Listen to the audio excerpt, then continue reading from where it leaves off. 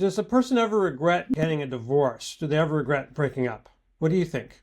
I mean, I'd say obviously yes, sometimes. Wait, do people ever regret getting divorced? I think Yeah, yes. yeah, Like what? A lot of people do. So yeah.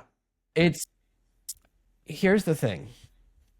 There's this idea that everything will be easy, all your problems go away. Same thing that people think, oh, our relationship will be solved by having a baby, right? Our relationship is solved by getting divorced. No, Yeah. because half of the reason you're getting divorced is you. So even if the other person's gone, you're still there. And there's all these other things, right? Like you have to figure out what, like, are you going to go back into the dating pool? Do you have kids or not? There's so many components.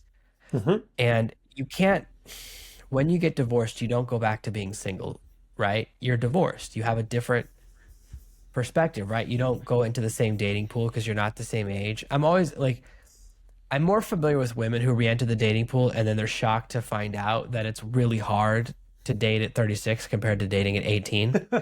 You should have thought of that. Like they just because what happens is women are more social. Like you ever notice that like if one woman in a group gets pregnant, they all seem to get pregnant.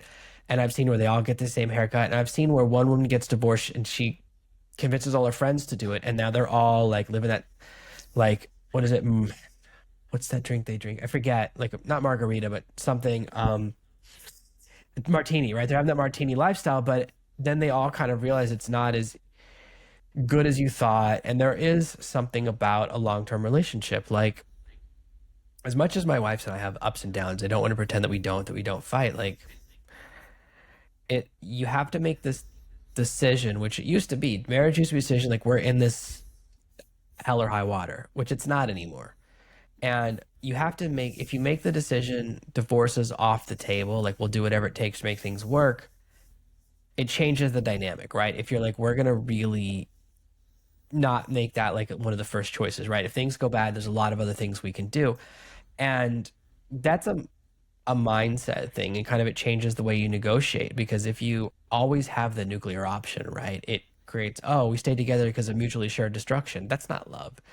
So there's Well, a lot to think about. But I, yeah, of course, people regret getting divorced so because it's never what you think. The grass is always greener until you get over there. well, there was a great experiment called the jam experiment that's very famous. So basically, they have like 16 flavors of jam. They offer them to somebody and they can't decide which one to take, and they really get uncomfortable because they're going to buy the wrong one. But if they offer them three or four flavors of jam and that's it, people love the jam more. It's easy to choose between, three or four choices, whereas 16 choices, it's hard to choose and you feel like you made the wrong decision when you leave. And so, how does this have to do with marriage? Well, it's because if you always feel like you have the choice of leaving or staying, then you're never going to invest in the marriage or the relationship what you should. Because, like you called it the nuclear option. It's true. And that's why a lot of times, not always, but many times, arranged marriages where the parents arrange the marriage work because the two people just decide they're just going to make this work regardless.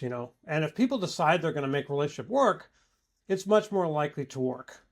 So I think that even though I'm glad that we have the ability to divorce and we're not in really bad marriages as much as we used to be, I think that the bad part of it is probably even worse, which is that people just look at the door to leave, the exit, instead of investing in what they have. And so clearly they're going to regret breaking up quite often because they're lonely. They don't have that person anymore. There's a big hole in their life. And I heard someone once say that it's like our lives are like flower gardens. And you might have a big old weed in your garden, right? And you pull that weed finally, but now you have a big empty space in that garden. You need to do something with that space. If you get rid of a person that was the most important person in your life, you're going to have this emptiness in your life, which could last for years or the rest of your life. You don't know. And loneliness is very, very bad.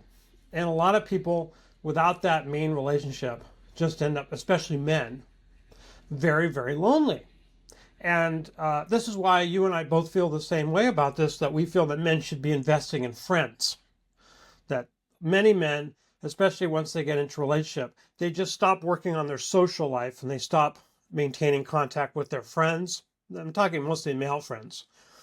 and they just sort of settle in the comfort zone of just letting their wife or their girlfriend decide what they're going to do on the weekend and who they're going to get together with. And then eventually, if that relationship is over, they don't have any friends at all. They're just by themselves. So I'd say that you should be very careful to try to invest into your relationship because it may be the best one you ever had in your life.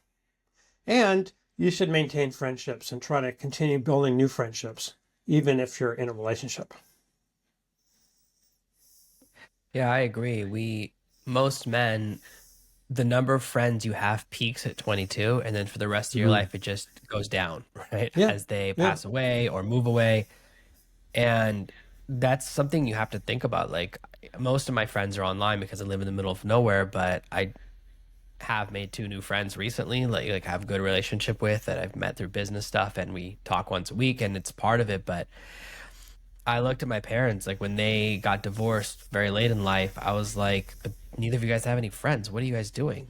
Like, hmm why are you yeah, just going to be two people alone? And that's the thing, is that it's very hard now, especially when you have a lot of kids. My parents had four kids, I have four kids, so I don't really have time. Like, there's a recent study that said men need to have two nights with their friends a week, like two men's nights, and that doesn't appeal to me. So I would rather no, spend more time with my kids, but that's a phase I'm in. And as your kids get older, they want to spend less time with you, right? As they're slowly shifting away, and you have to spend more time with your friends. So I'm very aware of that. I think of it that way. But I've seen a lot of it happen to a lot of guys. You think, oh, especially considering how high the divorce rate is, you just have to have some little bit of a plan for if it happens to you, since it's like a 50% chance. this is also one thing brought to you by the sponsor of this is our wonderful company, Ferrell. Remember, you're just one spray away. Ferrell is an attraction cologne with animalic accords that women can't get enough of on a man. So you want to have every advantage and edge that you can. And they'll give you a free bottle. You just have to help them out with shipping. Go to attractivehabit.com. So